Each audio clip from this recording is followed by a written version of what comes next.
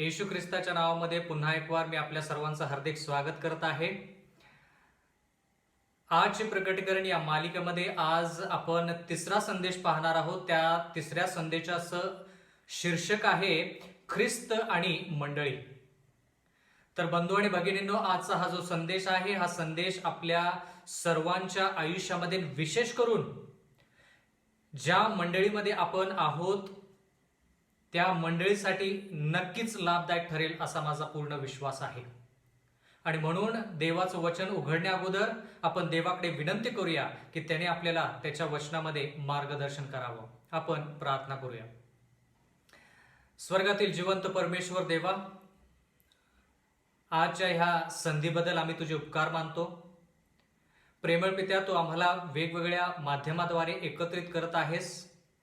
ही केवळ तुझी कृपा आहे, दया आहे. म्हणूनच परमेश्वरा, आज आम्ही तुझं गुणगान गाण्यासाठी, तुझं वचन आत्मसात करण्यासाठी ह्या ठिकाणी जमलेलो आहोत. कळकळीची नागराची विनंती परमेश्वरा, नेहमीप्रमाणे आम्ही तुझ्या पवित्र आत्म्याचं मार्गदर्शनाखाली तुझं वचन शिकावं आणि परमेश्वरा ते वचन आमच्या दैनंदिन जीवनामध्ये त्याचा वापर करून परमेश्वरा आम्ही खऱ्या अर्थाने ख्रिस्ती आयुष्य जगावं असं होऊ दे. जे लोक ह्या ठिकाणी जमलेले आहेत परमेश्वरा, जे लोक जमण्याची त्यांची इच्छा आहे पण आज ते काही कारणास्तव जमू शकले नाहीत, त्यांच्यावरती देखील विपुल असा आशीर्वाद पाठव.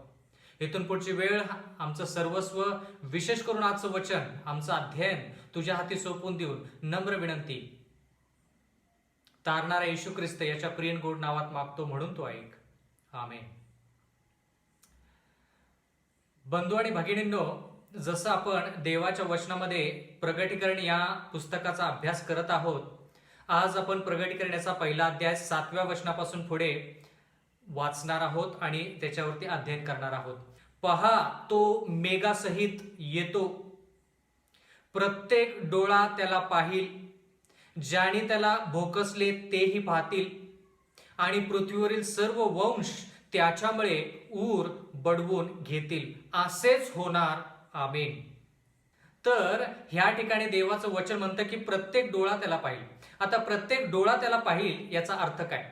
किंवा येशू ख्रिस्त दुसऱ्या वेळेस येईल त्यावेळेस प्रत्येक व्यक्ती त्याला पाहिल याचा अर्थ काय? प्रत्येक ख्रिस्ती मनुष्याला आता येशू ख्रिस्ताच्या दुसऱ्या आगमनाविषयी तळमळ लागलेली आहे. पण देवाच्या वचनामध्ये आपण असं पाहत आहोत की येशू ख्रिस्त ज्यावेळेस दुसऱ्या वेळेस येईल त्यावेळेस इथं लिहिलेलं आहे की प्रत्येक डोळा त्याला पाहिल. प्रत्येक डोळा म्हणजे कोणता डोळा? प्रत्येक डोळा म्हणजे कोणकोणते व्यक्ती येशू ख्रिस्ताच्या दुसऱ्या आगमनावेळेस येशू ख्रिस्ताचं दुसरं आगमन ते पाहतील. जर आपण प्रगटीकरणाचा 6वा अध्याय आणि 15वं वचन वाचलं तर त्या ठिकाणी काय लिहिलेलं आहे? प्रगटीकरण 6:15. पृथ्वीवरील राजे व मोठे अधिकारी, सरदार, श्रीमंत, बलवान लोक, सर्व दास, सर्व स्वतंत्र दास किंवा स्वतंत्र माणसे गुहात व डोंगरातील खडकातून लपली. ही घटना जी आपण सध्या वाचत आहोत ती घटना कधी घडणार आहे? येशू ख्रिस्त येण्याच्या थोडस अगोदर. काय लिहिलं या ठिकाणी? पृथ्वीवरील राजे, मोठे अधिकारी, सरदार, श्रीमंत, बलवान लोक, दास, स्वतंत्र दास, हे लोक गुहेत आणि डोंगरातील खडकात जाऊन लपली. का? येशू ख्रिस्ताची वाट हे लोक का पाहू शकले नाहीत? किंवा जर ह्यांनी येशू ख्रिस्ताविषयी जर इच्छा बाळगली असेल तर हे येशू ख्रिस्ताच्या सामोरे जाण्यामध्ये ह्यांच्यामध्ये ताकद का नाही? पुढचं वचन प्रगटीकरणाचा 6वा अध्याय 16 वचन. आणि त्या डोंगरांना व खडकांना म्हणाले, आमच्यावर पडून राजसनावर जो बसलेला आहे त्याच्या दृष्टी पुढून व कोकऱ्याच्या क्रोधापासून आम्हाला लपवा. म्हणजे खडकामध्ये जाऊन, डोंगरामध्ये जाऊन हे लोक म्हणत आहेत की येशू ख्रिस्ताच्या सामोरे जाण्याच्या ऐवजी आम्ही तुमच्या खाली येऊन, तुमच्या अधीन म्हणजे थोडक्यात तुम्ही आम्हाला लपवा, तुमच्या खाली पडून आमचा प्राण गेला तर ते बरं, पण येशू ख्रिस्ताच्या सामोरे जाण्याची आमच्यामध्ये ताकद नाही. बंधू आणि भगिनींनो, येशू ख्रिस्ताचं आगमन जे आहे ते येशू ख्रिस्ताचं आगमन फार महत्वाचं असं आहे. आणि खूप लोक ह्या आगमनाची वाट पाहत आहेत. ह्या ठिकाणी असं लिहिलेलं आहे की प्रत्येक डोळा त्याला पाहिजे. म्हणजे कोणकोणते व्यक्ती येशू ख्रिस्ताचं दुसरं आगमन पाहतील? मत्तय याचा 26वा अध्याय, मत्तय याचा 26वा अध्याय आणि 57वं वचन आपल्याला असं सांगतं, मग येशूला अटक करणाऱ्यांनी त्याला प्रमुख याजक कायफा याच्याकडे शास्त्री व वडील जमले होते तेथे नेले. म्हणजे थोडक्यात येशू ख्रिस्त भूतलावरती असताना शेवटच्या क्षणामध्ये गेत्समनी बागेमधून त्याला ज्यावेळेस पकडण्यात आलं त्यावेळेस त्याला प्रमुख याजक जो कैफा आहे त्याच्याकडे नेण्यात आले आणि ह्याच्याकडे शास्त्री व वडील जमले होते तेथे त्या ठिकाणी त्याला नेण्यात आले. म्हणजे थोडक्यात त्याचा न्याय करण्यासाठी. मग काय झालं त्या ठिकाणी? काय झालं? मत्तयचा 26वा अध्याय आणि 63वं वचन, मत्तय 26:63. आपण काय शिकत आहोत? प्रत्येक डोळा त्याला पाहिजे. प्रत्येक डोळा म्हणजे कोणता डोळा? कोणते लोक येशू ख्रिस्ताच्या दुसऱ्या आगमनावेळेस त्या ठिकाणी असतील? या ठिकाणी लिहिलेलं आहे, तथापि येशू उगाच राहिला. म्हणजे तो गप्प बसला, तो काही बोलला नाही. त्याच्यावरती खूप लोकांनी दोष लावला तरी येशू ख्रिस्त गप्प बसला. यशया 53 आठवतं का? तो कोकरा जो आहे कातरणाऱ्या समोर गप्प बसला. आपण यशया 53 मध्ये वाचलं. तर यशया 53 मध्ये ज्या गोष्टी घडलेल्या सांगितल्या होत्या, भाकीत केल्या होत्या, त्या गोष्टी ह्या मत्तयच्या पुस्तकामध्ये येशू ख्रिस्त पार पाडत आहे. मत्तयचा 26वा अध्याय 63 वचन, तथापि येशू उगाच राहिला म्हणजे गप्प राहिला. यावरून प्रमुख याजकाने त्याला म्हटले, मी तुला जिवंत देवाची शपथ घालतो, तू देवाचा पुत्र ख्रिस्त असलास तर आम्हाला सांग. म्हणजे थोडक्यात ह्या ठिकाणी प्रश्न विचारलेला आहे आणि ह्या ठिकाणी प्रश्न येशू ख्रिस्ताला कशाद्वारे विचारलेला आहे? जिवंत देवाची शपथ घेऊन. म्हणजे आतापर्यंत येशू ख्रिस्त गप्प बसला, पण आता येशू ख्रिस्ताला जिवंत देवाची शपथ दिल्यानंतर येशू ख्रिस्त बोलतो किंवा त्याचं तोंड उघडतो. आता हा एक मोठा अभ्यास आहे की तो गप्प का राहिला. फार मोठा अभ्यास आहे. कधीतरी आपल्याला संधी मिळाली तर आपण याच्याविषयी नक्की शिकू. पण या ठिकाणी त्याला शपथ घातल्यानंतर, जिवंत देवाची शपथ घातल्यानंतर येशू ख्रिस्त काय म्हणाला? मत्तयचा 26वा अध्याय आणि 64 वचन, येशू त्याला म्हणाला, होय, देवाचा पुत्र ख्रिस्त मीच आहे. होय, आपण म्हटले तसेच. आणखी मी तुम्हाला सांगतो, ह्यापुढे तुम्ही मनुष्याच्या पुत्राला सर्व सामर्थ्याच्या उजवीकडे बसलेला व आकाशाच्या मेघावर आरूढ होऊन येताना पाहाल. म्हणजे येशू ख्रिस्त कायफा आणि त्याचे जे रोमी सैन्य आहे, ज्याने येशू ख्रिस्ताला वधस्तंभावरती खिळलं, त्या लोकांना येशू ख्रिस्त म्हणत आहे की ह्यापुढे मनुष्याचा पुत्र तुम्हाला सर्व सामर्थ्याच्या उजवीकडे बसलेला व आकाशाच्या मेघावर आरूढ होऊन येताना तुम्ही पाहाल. म्हणजे येशू ख्रिस्ताच्या दुसऱ्या आगमनावेळेस फक्त पवित्र लोक जिवंत केले जाणार नाहीत, तर हे विशिष्ट लोक, ज्या लोकांनी येशू ख्रिस्ताचे प्राण घेतले, त्याला भोकसलं, त्याला क्रुसावरती टांगलं, ते लोक देखील येशू ख्रिस्ताचं दुसरं आगमन पाहतील.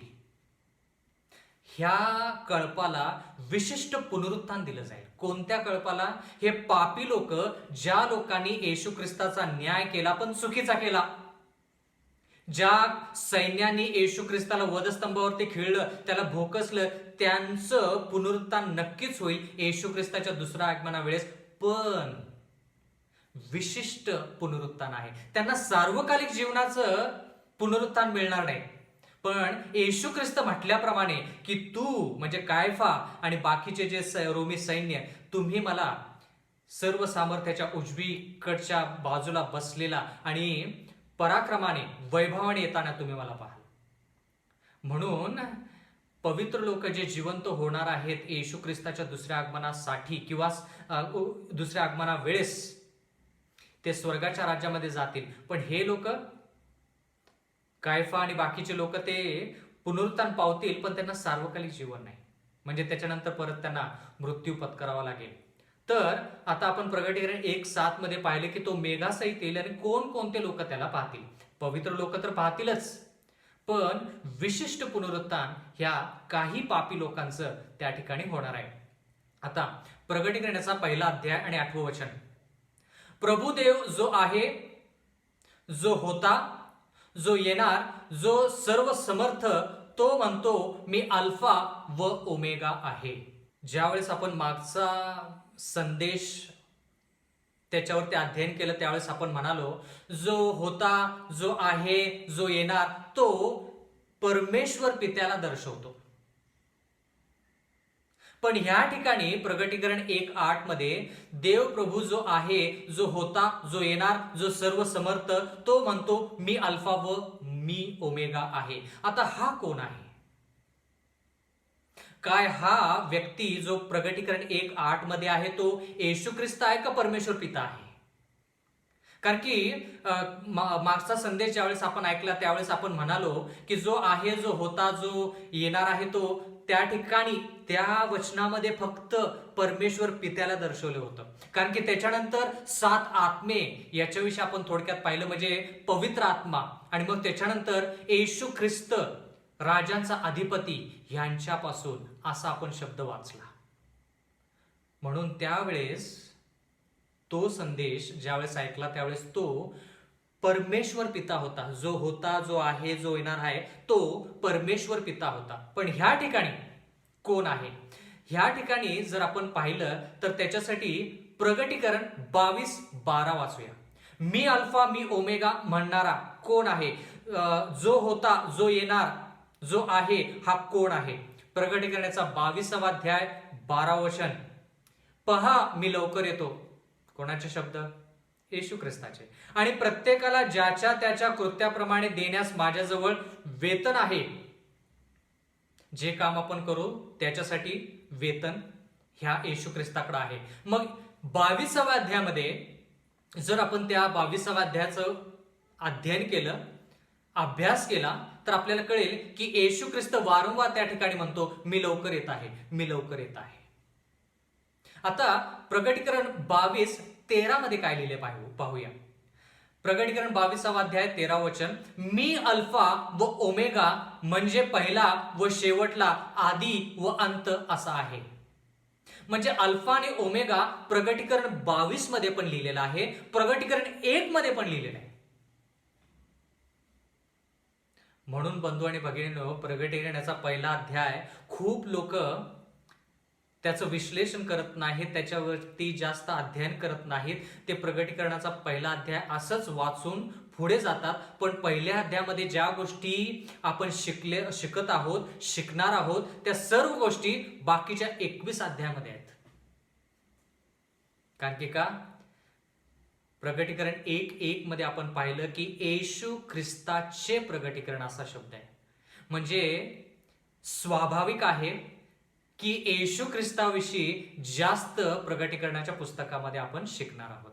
म्हणून या ठिकाणी प्रकटीकरण 1:8 मध्ये मी अल्फा व ओमेगा आहे असं येशू ख्रिस्त म्हणत आहे.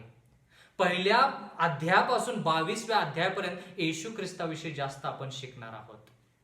तर आता बंधू आणि भगिनींनो, ह्या ठिकाणी अल्फा आणि ओमेगा असा शब्द वापरलेला आहे.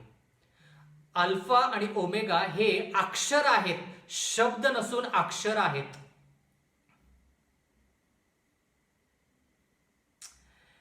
येशू ख्रिस्त म्हणत आहे मी अल्फा आणि मी ओमेगा आहे. तर अल्फा आणि ओमेगा हे शब्द नसून अक्षर आहेत. आणि हे अक्षर कोणत्या भाषेमध्ये आहेत? ग्रीक भाषेमध्ये आहेत. अल्फा आणि ओमेगा हे ग्रीक भाषेमध्ये अक्षर आहेत. जसं मराठी भाषेमध्ये आपली अक्षर आहेत अ, आ, इ, ई, आणि शेवटी कसं आपण शेवट करतो त्या 12 कड्यांचा ज्ञ हा शेवटचं अक्षर, आणि अ हा मराठी भाषेमध्ये पहिलं अक्षर. तर अ आणि ज्ञ जसं आहे तसं येशू ख्रिस्त म्हणतो ग्रीक भाषेसाठी अल्फा आणि ओमेगा मीच आहे. आता महत्वाचा लाखो रुपयांचा प्रश्न की येशू ख्रिस्त ग्रीक भाषेविषयी या ठिकाणी का सांगत आहे?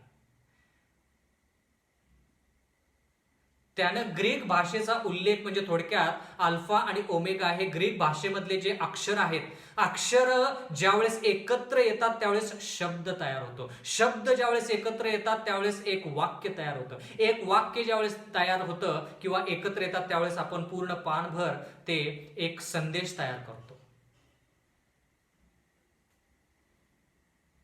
म्हणजे थोडक्यात बंधू आणि भगिनींनो, येशू ख्रिस्तानं ज्यावेळेस ह्या भूतलावरती वेगवेगळ्या ठिकाणी तो गेला, त्या ठिकाणी लोकांच्या भल्यासाठी त्या लोकांची भाषा तो बोलला. इलाय इलाय सबाच्या थानी, म्हणजे थोडक्यात तो पित्याकडं त्या इब्री भाषेमध्ये म्हणत आहे की पित्या, तू मला का सोडिलं आहेस, तू मला का त्यागिलं आहेस. मग आता त्या इब्री भाषेमध्ये येशू ख्रिस्त बोला, पण ह्या ठिकाणी योहान म्हणतो की येशू ख्रिस्त म्हणत आहे की तो अल्फा आणि ओमेगा म्हणजे ग्रीक भाषेमध्ये बोलत आहे. जरा लक्ष द्या, महत्वाचा मुद्दा आहे. बंधू आणि भगिनींनो, जरी येशू ख्रिस्ताच्या काळामध्ये इब्री भाषा बोलली जात असेल किंवा रोमच्या काळामध्ये ती रोमची भाषा बोलली गेली, तरी देखील ग्रीकचा प्रभाव रोमवरती खूप होता किंवा रोमच्या काळामध्ये ग्रीक भाषा फार प्रसिद्ध होती. आठवतं दानियेलच्या 2ऱ्या अध्यायामध्ये, 7व्या अध्यायामध्ये, 8व्या अध्यायामध्ये आपण पाहिलं की वेगवेगळे राज्य आहेत. बाबेल, मेदी पारशी, ग्रीस, मग रोमचे 2 भाग, विधर्मी रोम आणि आध्यात्मिक रोम. म्हणजे ग्रीक म्हणजे ग्रीस राज्य जरी निघून गेलं तर ती भाषा रोमी लोक काही प्रमाणामध्ये त्याचा वापर करत होते. म्हणून येशू ख्रिस्त म्हणाला की आता जी सुवार्ता मी फक्त यहुद्यांकडे दिली होती, यहुद्यांनी ती सुवार्ता पार पाडायची होती, आता ती सुवार्ता मी घेऊन यहुद्यांकडून घेऊन कोणाला देणार आहे? ग्रीक लोकांना देणार आहे, विधर्मी लोकांना देणार आहे. म्हणजे येशू ख्रिस्त म्हणत आहे या ठिकाणी की अल्फा आणि ओमेगा हे जे अक्षर आहेत ह्याच्यातून शब्द तयार होतो, शब्दातून वाक्य तयार होतं. आणि शब्द जर आपण पुढे वाचलं तर शब्द कोण आहे? तर देवाला ह्या ठिकाणी सांगायचं आहे की जी सुवार्ता देवाने यहुद्यांकडे दिली, यहुद्यांनी त्याचा नाकार केला, तर ती सुवार्ता आता ग्रीक लोक म्हणजे जे परजातीचे लोक आहेत, यहुदी व्यतिरिक्त लोक आहेत, त्या लोकांकडे आता सुवार्ता जाणार. म्हणून येशू ख्रिस्त ह्या ठिकाणी असं म्हणत आहे की सार्वकालिक जीवन आता सर्वांसाठी. त्या काळामध्ये यहुदी लोकांना वाटत होतं आणि ते यहुदी लोक म्हणायचे की स्वर्गाच्या राज्यात आम्हीच जाणार आहोत, दुसरं कोणी जाणार नाही. पण येशू ख्रिस्त म्हणाला की मी अल्फा आणि ओमेगा, म्हणजे थोडक्यात ग्रीक लोकांसाठी तो ह्या अक्षरांचा वापर करत आहे. आता मी मराठी भाषेमध्ये तुमच्याशी बोलत आहे कारण की का तुम्ही मराठी भाषिक आहात, तुम्ही मराठी भाषा बोलणारे लोक आहात, म्हणून मी मराठी भाषेमध्ये बोलत आहे. तर देवाच्या वचनामध्ये ह्या ठिकाणी आपण पाहत आहोत की हे अक्षर आहेत आणि अक्षरातून शब्द तयार होतो. तर ह्या ठिकाणी आपण असं पाहत आहोत की येशू ख्रिस्त म्हणत आहे की तो सुरुवात म्हणजे आदी व अंत, पहिला व शेवटला आहे. पहिला व शेवटला आहे. योहानेचा 1 अध्याय 1 वचन वाचूया. योहानेचा 1 अध्याय 1 वचन. प्रारंभी शब्द होता, शब्द देवासह होता व शब्द देव होता. म्हणून प्रगटीकरण 1:22 मध्ये आपण पाहत आहोत की तो अल्फा आहे, ओमेगा आहे, म्हणजे अक्षर, जे अक्षर पहिलं आणि शेवटचं ज्याच्यातून सर्व शब्द तयार होतात, तो शब्द येशू ख्रिस्त आहे. म्हणजे थोडक्यात उत्पत्तीपासून प्रगटीकरणापर्यंत जर पाहिलं तर उत्पत्तीमध्ये येशू ख्रिस्ताने शब्द बोलून ही सृष्टी निर्माण केलेली आहे. उत्पत्तीपासून शब्दाद्वारे ह्या सृष्टीचा त्यानं सांभाळ केलेला आहे. आणि तो शब्द नवीन करारामध्ये देह झाला, म्हणजे येशू ख्रिस्त जो शब्द आहे तो देहाच्या रूपामध्ये आला, मानवी रूपामध्ये आला, जेणेकरून सर्व लोकांना सार्वकालिक जीवन प्राप्त व्हावे. म्हणजे थोडक्यात शब्दाने त्यानं प्रारंभ केला, सृष्टी निर्माण केली, आणि प्रगटीकरणाच्या 22व्या अध्यायामध्ये तो म्हणतो मीच शेवट आहे, म्हणजे शब्दाद्वारे तो ह्या जगाचा शेवट देखील करणार आहे. शब्द सुरुवातीपासून शेवटपर्यंत, म्हणून तो अल्फा आणि ओमेगा असं त्याला म्हटलेलं आहे. पहिला व शेवटला असं म्हटलेलं आहे, आदी व अंत असं त्याला म्हटलेलं आहे. प्रगटीकरणाचा 1 अध्याय 9 वचन. मी योहान जो तुमचा बंधू आणि यरुशलेम मधील क्लेश, राज्य व धीर यांचा तुमच्या बरोबर भागीदार आहे. म्हणजे आता योहान काय म्हणत आहे प्रगटीकरण 1:9 मध्ये? तो म्हणत आहे की जो त्रास ख्रिस्ती लोकांना झाला त्या त्रासामध्ये मी आहे असं योहान म्हणतो. तो मी देवाचे वचन व येशूविषयीची साक्ष ह्या करता पात्मा नावाच्या बेटात होतो. कोणत्या बेटावरती योहानाला ठेवण्यात आलं होतं? या ठिकाणी लिहिले पात्म बेटावरती योहानाला एकटंच सोडण्यात आलं. पण त्या ठिकाणी योहान एकटा नसून येशू ख्रिस्त त्या ठिकाणी आहे, स्वर्गदूत त्या ठिकाणी आहेत. म्हणून बंधू आणि भगिनींनो, जर आपल्याला बहिष्कृत जरी केलं तर देव आपल्याला कधी सोडणार नाही. खूप वेळेस ज्यावेळेस आपल्या आयुष्यामध्ये त्रास संकट येतात त्यावेळेस चहूबाजूने त्रास संकट एकाच वेळेस येतात. माग मी बोलता बोलता म्हणालो तुम्हाला की ज्यावेळेस एखाद्या व्यक्तीवरती त्रास संकट येतात तर अचानक सर्व बाजूने त्रास त्याच्यावरती येतात, आणि नसले म्हणजे काहीच त्रास संकट नाही. पण देवाचं वचन म्हणतं की कोणत्याही परिस्थितीत देव आपल्याला सोडत नाही. याचं जिवंत उदाहरण प्रगटीकरणाचा 1 अध्याय आणि 9 वचन. पण ह्या ठिकाणी येशू ख्रिस्ताने किंवा देवाने योहानाला का सोडलं नाही? देवाचं वचन म्हणतं की योहान म्हणतो तो मी देवाचे वचन व येशूविषयीची साक्ष, म्हणजे देवाचं वचन आणि त्याची साक्ष योहान ह्या ठिकाणी देत आहे.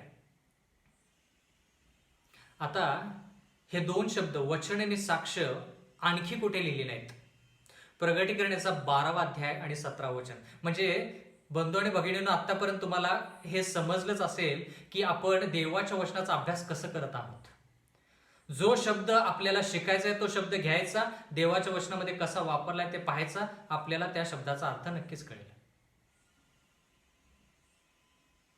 आता या ठिकाणी लिहिलंय वचन आणि येशूची साक्ष. हे शब्द कुठे वापरलेले? प्रगटीकरणाचा 12वा अध्याय 17 वचन. तेव्हा अजगर म्हणजे सैतान स्त्रीवर रागावला व देवाच्या आज्ञा पाळणारे व येशूविषयी साक्ष देणारे तिच्या संतानापैकी बाकीचे जे लोक होते त्यांच्याबरोबर लढाई करण्यास तो निघून गेला. देवाचं वचन म्हणतं बंधू आणि भगिनींनो की जे लोक देवाची आज्ञा पाळतात आणि येशू ख्रिस्ताची साक्ष देतात, फक्त त्यांच्या विरुद्धच सैतान आहे, बाकीच्यांच्या विरुद्ध नाही. लाखो रुपयांचा प्रश्न, सैतान तुमच्या विरोधात आहे का? एकच उत्तर, जर होय तर त्याचा अर्थ तुम्ही आणि मी देवाच्या आज्ञा पाळत आहोत आणि येशू ख्रिस्ताची साक्ष देत आहोत. जर सैतान आपल्या विरोधात नाही तर त्याचं एकमेव उत्तर म्हणजे आपण देवाच्या आज्ञेमध्ये नाही आणि येशू ख्रिस्ताची साक्ष देत नाही.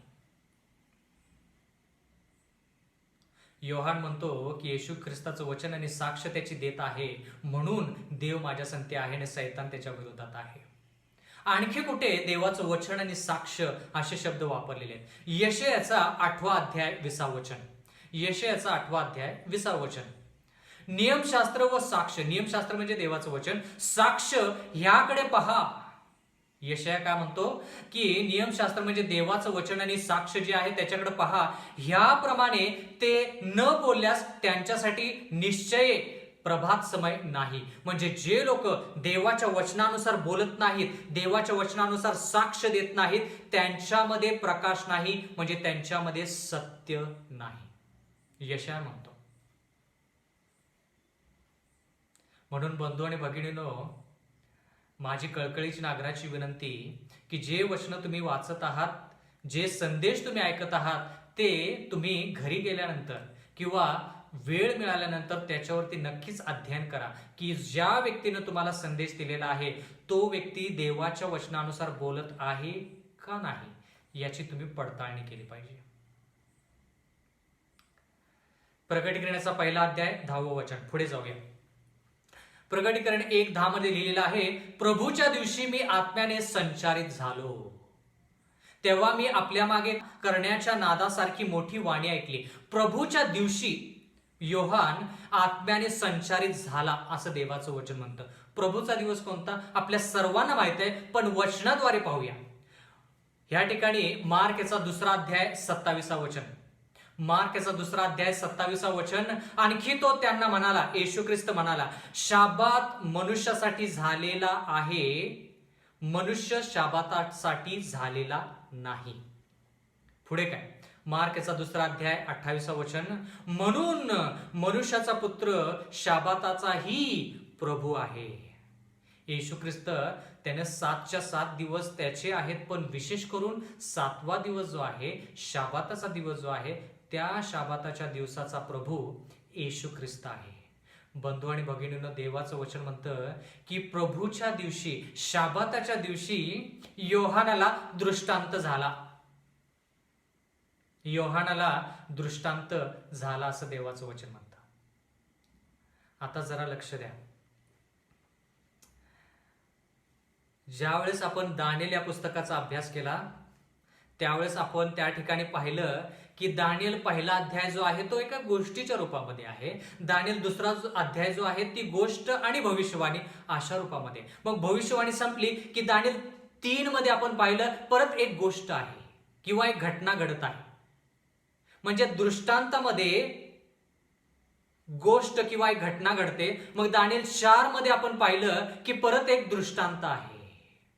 मग दानिएल 5 मध्ये पाहिलं की परत त्या ठिकाणी काय आहे, एक घटना घडत आहे. मग दानिएल 6 मध्ये पाहिलं की परत एक घटना घडत आहे. मग दानिएल 7 मध्ये दृष्टांत. म्हणजे थोडक्यात दानिएल या पुस्तकाचा अभ्यास केला त्यावेळेस त्या ठिकाणी घटना दृष्टांत, घटना दृष्टांत असं वेगवेगळ्या गोष्टी आहेत. म्हणजे एकच वेळेस दृष्टांत आणि सदा सर्वदा 12 अध्याय दृष्टांतामध्ये आहेत असं नाही. म्हणजे दानिएल 1 पासून दानिएल 12 पर्यंत सर्व दृष्टांत आहे असं नाही.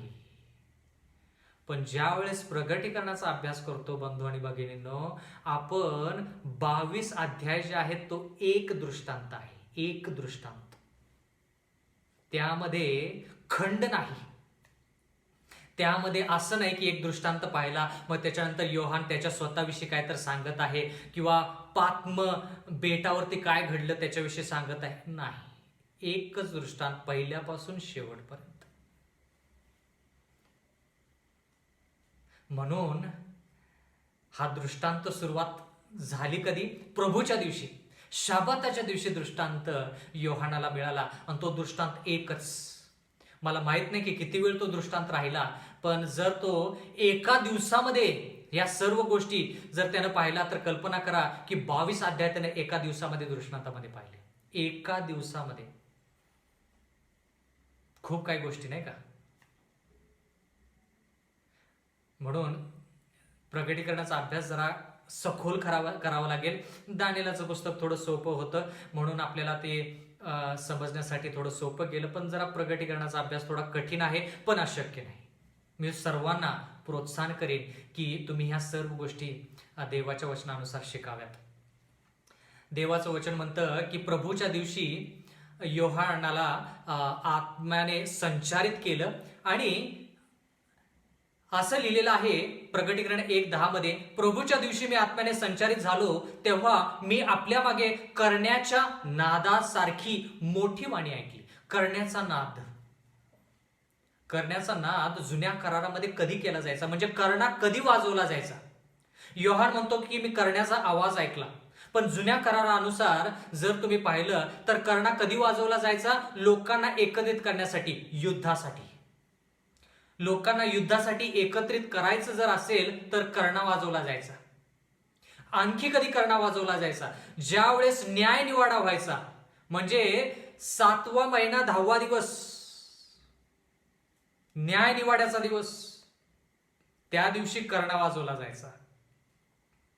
आणखी कधी कर्णा वाजवला जायचा? जुन्या करारानुसार ज्या वेळेस इस्रायल लोक युद्ध करून जय मिळवायचे किंवा विजय त्यांना प्राप्त व्हायचा, त्यावेळेस ते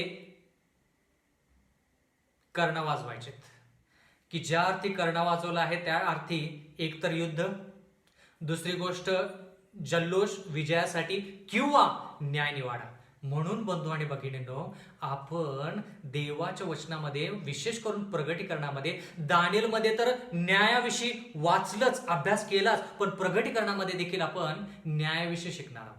म्हणून करण्याचा आवाज योहानाला मुद्दाम परमेश्वराने दिला. कारण की काय, करण्याचा आवाज ऐकला की मग योहान विचार करेल की हा करण्याचा आवाज कोणत्या गोष्टीसाठी, विजयासाठी, युद्धासाठी का न्यायासाठी. बंधू आणि भगिनींनो, ज्यावेळेस आपण तुतारी वाजवतो, त्या तुतारीचा नाद होत असता काहीतरी गोष्टी घडतात. जर तुम्ही पिपाणी वाजवली तर त्याचा काहीतरी अर्थ आहे, जर तुम्ही ढोल वाजवले तर त्याचा काहीतरी अर्थ आहे. ज्यावेळेस तुम्ही झांज वाजवाल, स्तोत्रसंहिताच्या पुस्तकामध्ये लिहिले, झांज वाजवणे कशासाठी? वेळ सांगण्यासाठी. या ठिकाणी कर्णा विशिष्ट वाद्य, विशिष्ट गोष्टीसाठी, म्हणजे थोडक्यात न्याय निवाडा. प्रगटीकरणाचा पहिला अध्याय 11 वचन. ती म्हणाली, म्हणजे ती वाणी काय म्हणाली?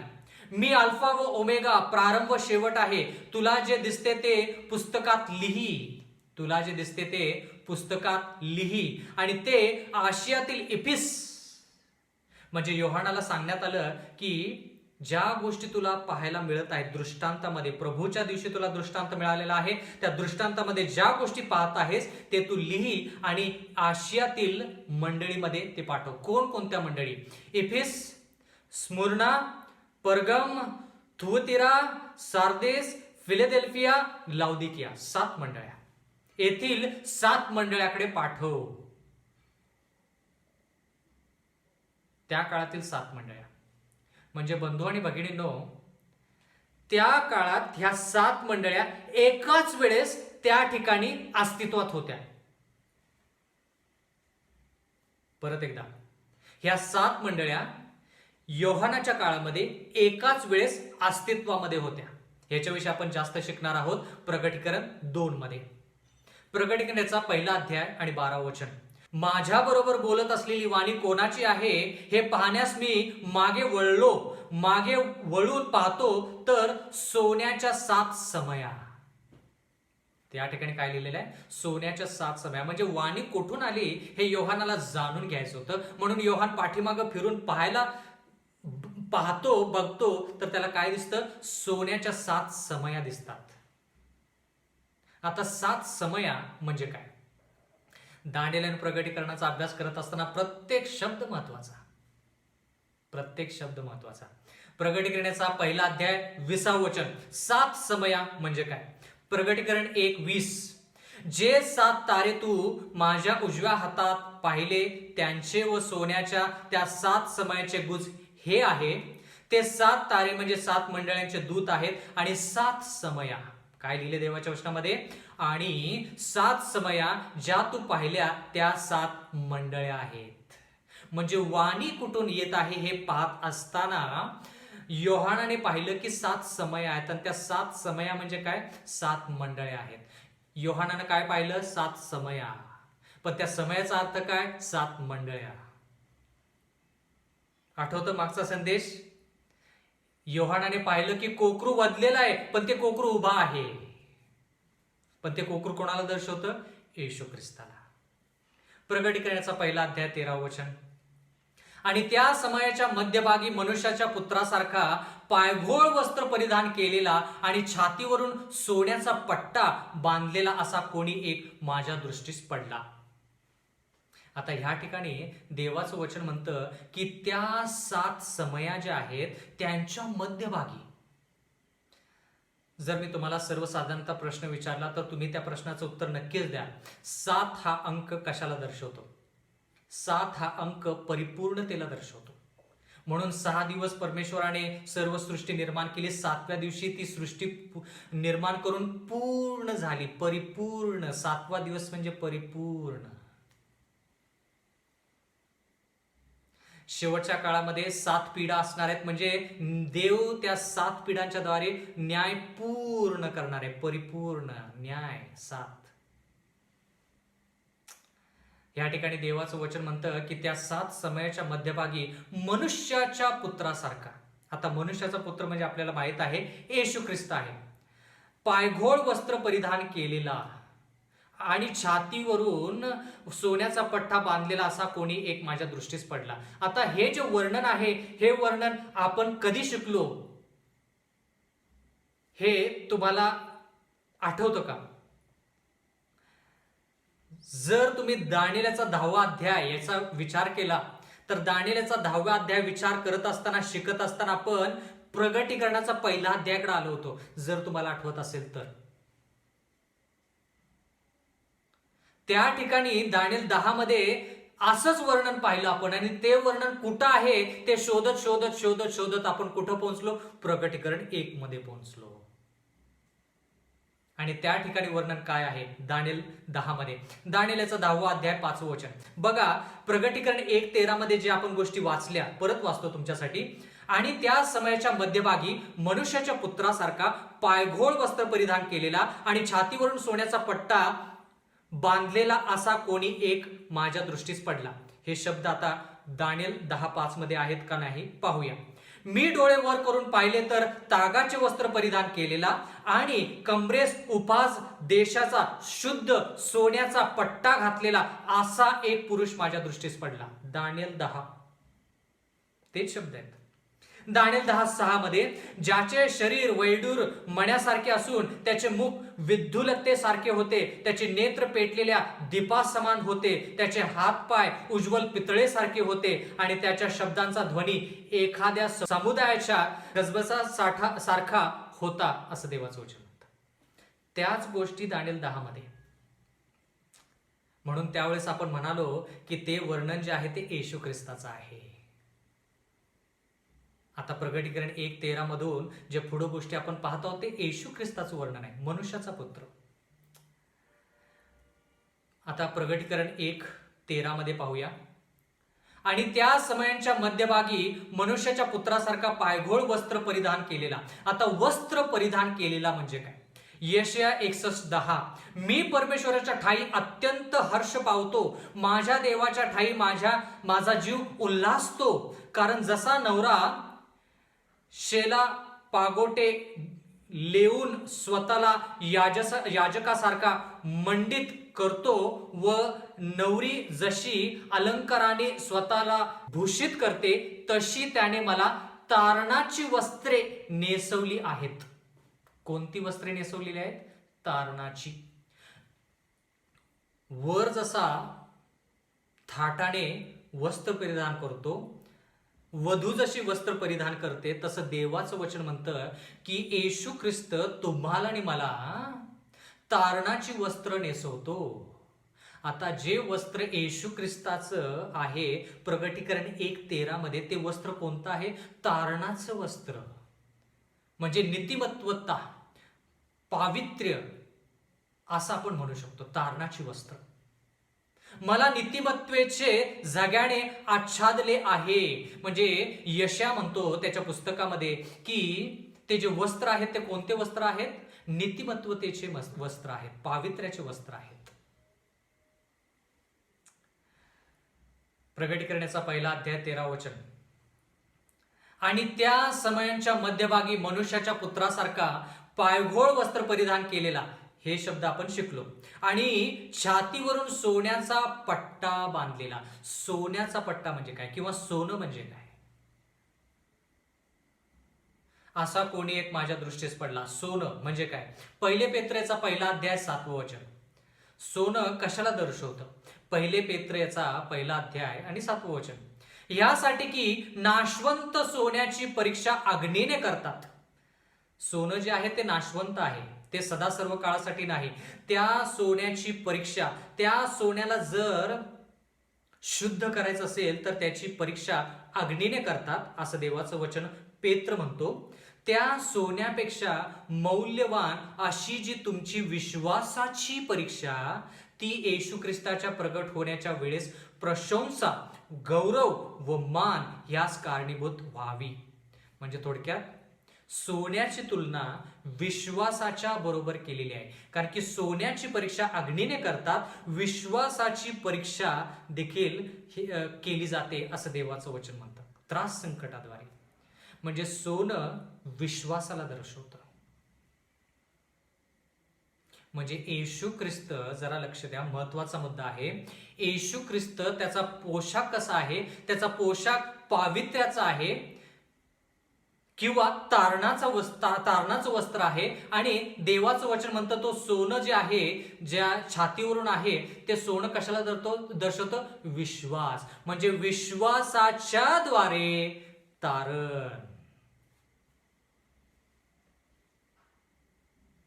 विश्वासाच्या द्वारे तारण. म्हणजे बंधू आणि भगिनींनो, येशू ख्रिस्त प्रगटीकरणाच्या पुस्तकामध्ये स्वतःला कसं दर्शवत आहे?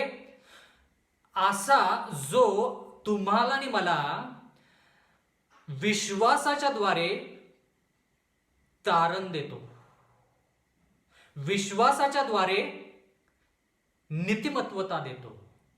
म्हणून येशू ख्रिस्ताला तुम्ही आणि मी राहिलेले 21 अध्याय म्हणजे प्रगटीकरणाचे 22 अध्यायामध्ये तारणारा, विश्वासाच्या द्वारे तारणारा असं पाहिलं पाहिजे. सखोल अभ्यास. नाहीतर शेवटच्या काळामध्ये ही घटना होणार आहे, ती घटना होणार आहे, असं होणार आहे, तसं होणार, या सर्व गोष्टी बरोबर, पण ह्याच्यातून फायदा काय? घटना होणार आहे, पण ती घटना आपल्याला तारण देईल का? त्रास होणार आहे, क्लेश येणार आहे, लोकांचा छळ होणार, तो छळ जो होतो त्याच्याद्वारे आपल्याला तारण मिळणार आहे का? तारण येशू ख्रिस्ताकडून आहे. म्हणून येशू ख्रिस्ताला कसं पाहायचं हे योहान आपल्याला शिकवत आहे. विश्वासाच्या द्वारे पावित्र्य, विश्वासाच्या द्वारे तारणाची वस्त्र, विश्वासाच्या द्वारे नीतिमत्वतेचे वस्त्र आपण परिधान केलं पाहिजे. तशा प्रकारचा ख्रिस्त आपण प्रत्येक अध्यायामध्ये पाहिला पाहिजे. प्रगटीकरणाचा पहिला अध्याय 14 वचन.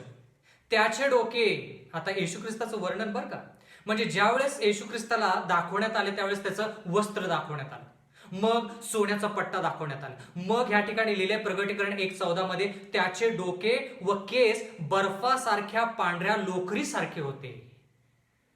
म्हणजे ज्यावेळेस तुम्ही एखाद्या व्यक्तीला पाहता त्यावेळेस तुम्ही त्याचे कपडे पहिले पाहता, बरोबर? पहिल्या वेळेस ज्यावेळेस तुम्ही त्याला पाहता त्यावेळेस त्याच्या डोळ्याकडे लगेच तुमचं लक्ष जात नाही, किंवा विशिष्ट शरीराच्या अंगाकडं किंवा शरीराच्या विशिष्ट भागाकडे लक्ष जात नसून सर्वसाधारणतः कपडे. आणि मग येशू ख्रिस्ताचं पण तसंच, पहिलं त्याचा पोशाख, मग त्याच्यानंतर त्याचे डोके कसे आहेत, केस कसे आहेत, बर्फासारखे पांढऱ्या लोकरीसारखे आहेत, पांढरे होते. त्याचे डोळे अग्नीच्या ज्वालासारखे होते. म्हणजे डोकं, मग त्याच्यानंतर डोळे, त्याच्यानंतर काय? प्रगटीकरण 1:15 त्याचे पाय जणू काय भट्टीतून काढलेल्या जळजळीत सोन पितळेसारखे होते. तेच वर्णन आपण दानियल 10:6 मध्ये वाचलं आत्ताच. पाय कसे होते? सोन पितळेसारखे होते. त्याची वाणी अनेक जलप्रवाहाच्या ध्वनीसारखी होती. प्रवाहाचे जे जशी ध्वनी आहे, जसा आवाज आहे, त्याच्यासारखी येशू ख्रिस्ताचे शब्द आहेत असं देवाचं वचन म्हणतं. म्हणजे पहिल्यापासून वरपासून खालीपर्यंत त्याचं जे वर्णन आहे ते वर्णन आपण पाहत आहोत. प्रगटीकरण 1:16 या ठिकाणी लिहिलं आहे त्याच्या उजव्या हातात 7 तारे होते, त्याच्या तोंडातून तीक्ष्ण दुधारी तलवार निघाली, त्याची मुद्रा परम तेजाने प्रकाशणाऱ्या सूर्यासारखी होती. अशा प्रकारचा व्यक्ती कधी पाहिला का हो आपण? जर पाहायचं, येशू ख्रिस्ताच्या दुसऱ्या आगमनासाठी तयार व्हा. नक्कीच देव हे तुमचं स्वप्न पूर्ण केल्याशिवाय राहणार नाही. देवाचं वचन म्हणतं की त्याच्या तोंडातून तीक्ष्ण दुधारी तलवार निघाली, असं देवाचं वचन म्हणतं. प्रगटी करण्याचा पहिला अध्याय 17 वचन. त्याला पाहिले तेव्हा मी मेल्यासारखं त्याच्या पायाजवळ पडलो. योहान म्हणतो की ज्या वेळेस हे वर्णन मी पाहिलं, मी पाठीमागं वळून पाहिलं की वाणी कुठून येत आहे, त्यावेळेस मला 7 समया दिसल्या. 7 समय म्हणजे 7 मंडळ्या. त्यातून जी वाणी निघाली, ती वाणी मी काय आहे ते पाहायला पाठीमागं वळून पाहिलं तर देव म्हणजे येशू ख्रिस्त, मनुष्याचा पुत्र योहानाने पाहिला. जसं मनुष्याच्या पुत्राला पाहिलं, देवाचं वचन म्हणतं योहान जो आहे तो मेल्यासारखं, मृत स्थितीसारखं पाया नजीक म्हणजे त्या येशू ख्रिस्ताच्या पायानजीक पडला.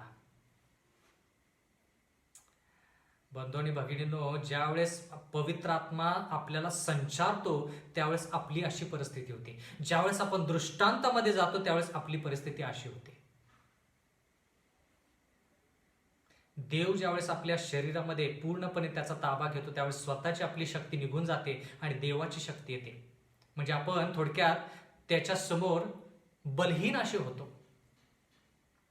लहानपणापासून मोठं होत असताना मी खेड्यामध्ये आणि खूप ठिकाणी पाहिलं की लोक ज्यावेळेस ते म्हणतात अंगात आलं त्यावेळेस तो व्यक्ती लोटांगण घालतो, मग त्याच्यावरती पाणी ओतलं जातं, मग त्याच्या हातामध्ये लिंबाचे ढाळे दिले जातात, त्याच्या डोक्यावरती पाण्याची कळशी दिली जाते आणि लोक म्हणतात अंगात आलं. अंगात आलं म्हणजे नेमकं कोण आलं?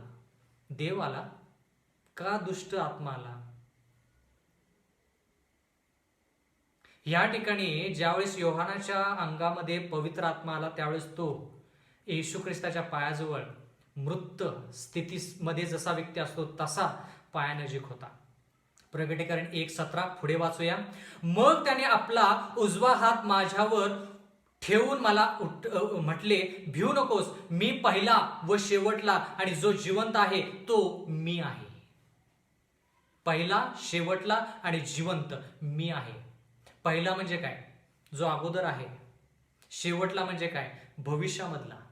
आणि जो जिवंत आहे म्हणजे काय? वर्तमान काळ. म्हणजे भूतकाळ पहिला, शेवटला म्हणजे भविष्य आणि जो जिवंत आहे म्हणजे वर्तमान. म्हणजे भूतकाळ, वर्तमान काळ आणि भविष्य काळ येशू ख्रिस्तामध्येच आहे असं योहान आपल्याला सांगत आहे.